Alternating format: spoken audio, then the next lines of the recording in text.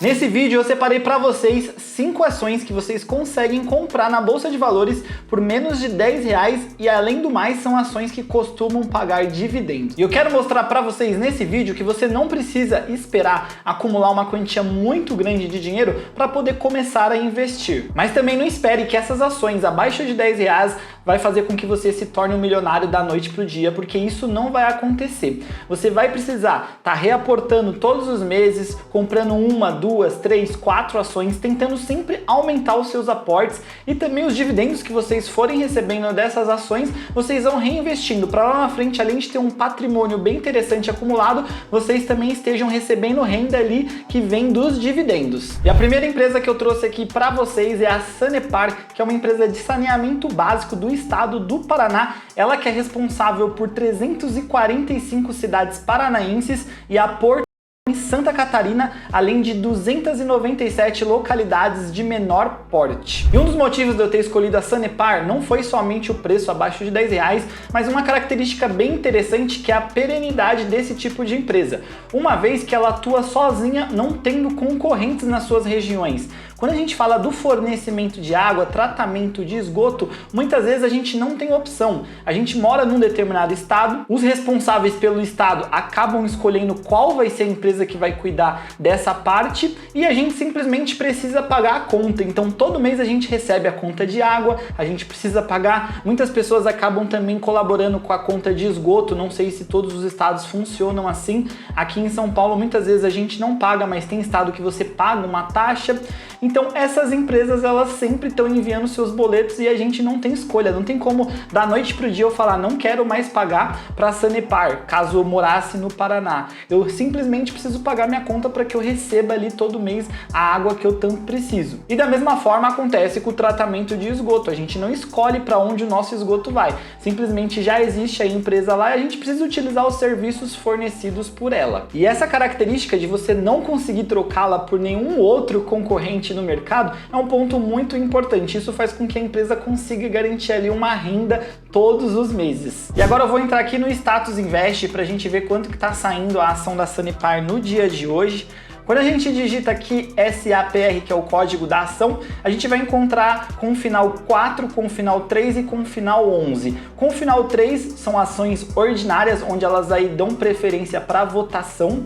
As ações com final 4, elas dão preferência para o recebimento de dividendos e as ações com final 11, elas são as conhecidas units, que são um combo de ações ordinárias com ações preferenciais. Nesse caso, eu vou clicar na Sanepar 4, porque como vocês podem ver, Sanepar 3 está 5,51, Sanepar 4 5,95 e a Sanepar 11 29,21. E a ideia desse vídeo é mostrar para vocês ações abaixo de R$10.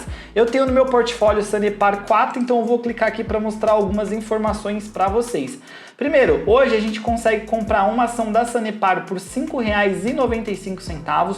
Quando a gente olha, ela distribuiu nos últimos 12 meses um dividendo de 37 centavos, que é equivalente a 6,28% de dividendo. Nos últimos meses, a ação se valorizou 86,52%, uma baita valorização, diga-se de passagem. E agora vamos aproveitar para dar uma olhada em alguns indicadores fundamentalistas da Sanepar. Vamos começar aqui pelo PL, que hoje está negociado na casa dos 6,04. Quando a gente olha a média histórica da Sanepar, a gente consegue ver que a média é 7,01, então hoje ela negocia com o seu PL abaixo da média histórica. E o PL, o que ele é? Quando a gente fala de PL, o PL é o preço sobre o lucro, então a gente consegue ver quanto que o mercado está disposto a pagar pelaquela ação baseado na lucratividade dela. E a gente consegue ter uma média do retorno que, caso a empresa distribuísse todos os seus lucros para os acionistas, em quanto tempo a gente teria esse investimento de volta no nosso bolso. E aqui no caso da Sanepar, caso a empresa distribuísse 100% dos lucros, a gente teria o nosso retorno aí 100% do capital investido em mais ou menos 6 anos. Então é uma média que a gente consegue ter uma ideia. É legal falar que esse número ele nunca é exato, porque as empresas não costumam distribuir 100% do seu lucro, mas a gente consegue ter uma ideia aí um pouco de como que está a situação da empresa. Outro indicador muito importante de analisar é o PVP, e aqui a gente vê que o PVP da Sanepar ele está na casa do 0,95, e vamos dar uma olhadinha aqui na média histórica. A gente consegue ver que está negociando bem próximo aí da sua média histórica, que é de 0,97. Então tá um pouquinho abaixo, a gente está quase chegando na média, mas está num patamar bem interessante. E o PVP nada mais é do que o preço sobre o valor patrimonial. E esse indicador ele é muito interessante pra gente porque ele consegue mostrar se uma empresa está sendo negociada um valor mais alto do que todo o seu patrimônio ou se ela está sendo negociada com um valor abaixo. Geralmente, o valor ideal seria abaixo de 1, que quer dizer que a empresa negocia aí abaixo do seu valor patrimonial. E no caso aqui, ela está sendo negociada abaixo de 1, então a gente pode considerar que a Sanepar aí está custando mais barato do que caso a gente fosse montar uma Sanepar hoje do zero. A gente gastaria mais dinheiro do que comprando as ações no dia de hoje com desconto. Lembrando que você nunca pode olhar um único indicador como esse e se basear apenas, um PVP abaixo de 1 eu vou investir porque está barato. É preciso analisar uma série de outros indicadores e eu vou mostrar mais alguns aqui para vocês. Outra parte muito importante é analisar como que está o lucro dessa empresa. Então quando a gente pega aqui a margem líquida, está na casa dos 2 dígitos em 24,53%, uma excelente margem líquida. Outro indicador de rentabilidade legal de se olhar é o ROI, que é o retorno sobre o patrimônio líquido. Então a gente consegue ver que o ROI também está na casa dos 2 dígitos ali em 15,68%. E quando a gente olha aí a taxa de crescimento da empresa nos últimos 5 anos, ela cresceu aí 7,96%. Olhando a média, a gente vê que ela deixou de crescer um pouco aqui nos últimos anos, ela vinha num crescimento bem maior, mas teve uma queda, sendo que a média de crescimento da Sanepar é de 11,57%. Visto sobre a Sanepar, vamos falar da nossa segunda empresa aqui abaixo dos R$10, que é a Klabin. Para quem não conhece, a Klabin, ela produz papel e celulose. Sendo assim, ela é responsável pela produção e exportação de papéis e embalagens. A Klabin produz papel, papel cartão, papel ondulado, sacos industriais. Você pode até estar pensando nesse momento, mas será que uma empresa de papel não é nada muito tecnológico? Será que nos próximos anos ela vai continuar sendo produtiva, uma vez que as pessoas estão deixando de consumir tanto papel? Um exemplo também, os cadernos. Hoje em dia, muitas anotações, muitas coisas são feitas no celular, no computador. Será que o papel não está caindo em desuso? E aí que a gente pega alguns exemplos muito importantes, porque a Klabin, ela fabrica também muitas caixas. Eu mesmo já recebi uma encomenda aqui na minha casa da Amazon e quando eu fui abrir a encomenda eu me deparei ali na caixa escrito Klabin. Então ela também fornece muito material para essas empresas de e-commerce. E um grande exemplo mesmo é a Amazon. A Amazon distribui no Brasil inteiro. Imagina o tanto de caixas que não é fornecido pela Klabin para a Amazon distribuir os seus produtos, assim como o Mercado Livre, entre outras empresas. Então é uma tendência a diminuição de alguns tipos de papel, mas ao mesmo tempo muitas coisas acabam não conseguindo ser substituídas pelas caixas de papelão, entre outros produtos que a Klabin acaba oferecendo. E vamos dar uma olhada agora como que está o preço das ações da Klabin. E digitando aqui no Status Invest, a gente consegue ver que a Klabin também tem ações ordinárias, preferenciais e units, mas vamos pegar aqui as ações com final 4, que estão hoje saindo na casa de R$ 4,36. Observação, pessoal, quando a gente fala que o preço está abaixo de 10, não quer dizer que essa ação ela é barata ou está barata por conta disso. O preço unitário, ele não significa nada. Uma ação ela pode estar custando R$100 e mesmo assim ela pode estar muito mais barata do que uma ação que está R$ 4,36. O preço em si, ele não diz nada. Até porque nós temos diversos casos de desdobramento. O que seria isso? Muitas vezes uma ação ela começa a se valorizar e ela chega num valor muito alto. Um exemplo, digamos que uma ação ela chega a R$100. Quando ela chega a esse valor, fica um pouco mais difícil para aqueles investidores que estão começando a comprar as ações. Porque comprando uma ação, ele já vai ter que colocar esse valor e às vezes fica um pouco pesado. Então o que as empresas fazem? Muitas vezes quando uma ação ela sobe muito, a empresa vai lá e anuncia um desdobramento. E esse desdobramento ele pode ser em diversas vezes. Como assim? A empresa pode falar que vai desdobrar em 4 vezes. Então uma ação que era R$100 dividido por 4, ela vai ficar no valor de R$25.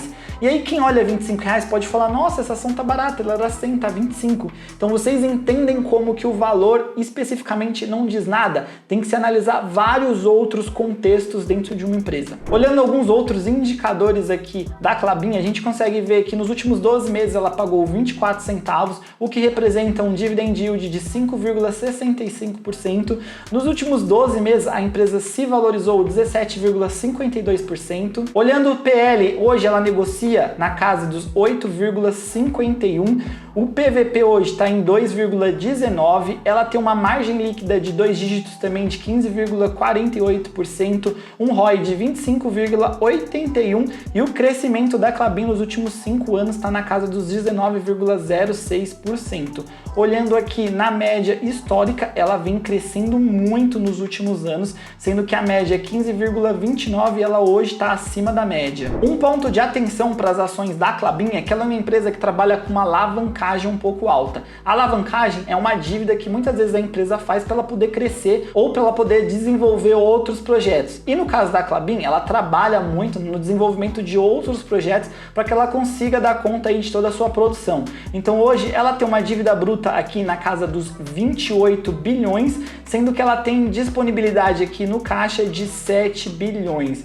Então é uma empresa que ela vem diminuindo a sua alavancagem, mas é um ponto de atenção para ficar de olho. Nem sempre dívida é ruim, depende para que ela é feita. Se ela é feita para aumentar a capacidade produtiva de uma empresa, ela pode ser vista aí com bons olhos. E a próxima ação que eu trouxe para vocês é a da Itaúsa, e não confundam Itaúsa com Itaú. Por mais que a Itaúsa ela tenha a maior parte dos seus investimentos no Itaú, o Itaú tem a sua ação que é Itube 3 e Itube 4 e a Itaúsa é uma holding. E o que seria uma holding? É uma empresa que ela detém outras empresas dentro do seu portfólio. Que no caso da Itaúsa, dentro a gente tem participações da Alpargatas, Duratex, Copagaz, NTS, entre outras empresas.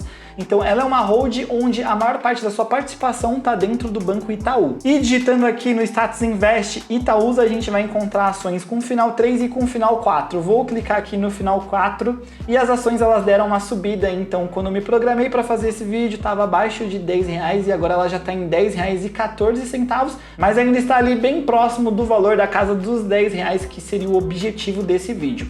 E vamos mostrar algumas informações. Quando a gente pega a Itaúsa, nos últimos 12 meses ela pagou aí 50 centavos em dividendos, o que representa 4,98% de dividend yield. A gente pode observar aqui também que a empresa teve uma valorização de 34,48% nos últimos 12 meses. Hoje a Itaúsa negocia com PL de 7,59. Quando a gente olha a média histórica, está abaixo da média, sendo que ele tem uma média de 8,57%. Um PVP de 1,31, quando a gente olha também está abaixo da média de 1,48. A gente consegue ver aqui que a margem líquida do Itaú é de incríveis 186,19%, um ROI de 17,31% e um crescimento nos últimos 5 anos de 11,30%, o que é um crescimento bem elevado aqui, como vocês podem ver. Vamos agora para o setor de energia falar da Copel, que é uma empresa paranaense de energia elétrica que ela é responsável pela geração, transmissão e também a distribuição de energia do estado do Paraná. E ela é uma empresa que recentemente passou por uma privatização. Então ela deixou de ser uma estatal para agora ser uma empresa privada. Um ponto legal de ressaltar é que geralmente os investidores costumam ver com bons olhos quando uma empresa ela vai ser privatizada, acreditando que a empresa vai ter um desempenho melhor do que caso ela pertencesse ao Estado. E um ponto muito interessante da Copel é que ela atua na parte da geração de energia. Um exemplo são as hidrelétricas, então isso faz parte aí da geração. Ela também atua na parte da transmissão de energia, então quando a gente olha aquelas antenas, aqueles cabeamentos que levam energia de cidade a cidade, de ponto A a ponto B, ela também tem essas redes de transmissão e ela também atua na parte da distribuição, fazendo com que a energia chegue ali na casa de cada um. Digitando aqui Copel no Status Invest, a gente vai encontrar final 11, 3, 5 e 6, sendo que o final 6 aqui também são ações preferenciais, porém de classe B, por isso que ela tem esse final um pouquinho diferente. Vamos clicar aqui e hoje a gente tem uma ação da Copel sendo negociada a R$ 9,93.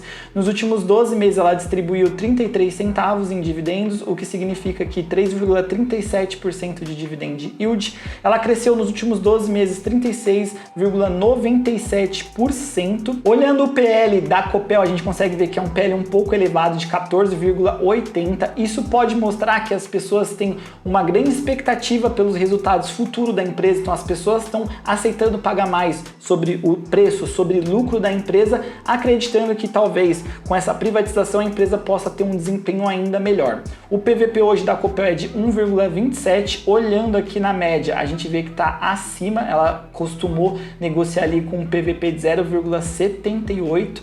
Ela tem uma margem líquida de 9,07, um ROI de 8,61 e um crescimento nos últimos 5 anos de 9,35%. A nossa quinta empresa é uma empresa um pouquinho diferente, talvez vocês ainda não tenham escutado falar muito dela na Bolsa de Valores, que é a JHSF. E essa empresa ela é responsável por incorporação, residências para locação em clubes, shoppings, hospitalidade, gastronomia, aeroporto, varejo, entre alguns outros negócios, todos voltados para o público de alta renda. Então, dentro da JHSF, a gente vai encontrar aí restaurantes como Fazano, a gente vai encontrar alguns condomínios fechados para alta renda que estão ali tanto no interior de São Paulo como em algumas outras localidades. Então, é um tipo de empresa onde grande parte ali de todos os seus investimentos está voltado para o público de alta renda. E eu acho um segmento aí bem interessante também para a gente diversificar a nossa carteira.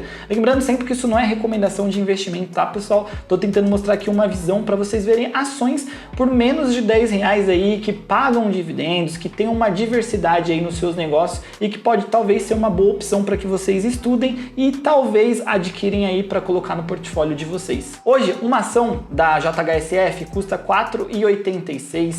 Os últimos 12 meses aí, ela distribuiu 42 centavos de dividendo, o que é referente a 8,65% em dividend yield. Ela cresceu nos últimos 12 meses 11,21%, negocia com um PL de 8,34. Quando a gente olha aqui na média histórica, ela está aqui um pouquinho acima da sua média. Ela tem um PVP de 0,66%, então tá abaixo da média.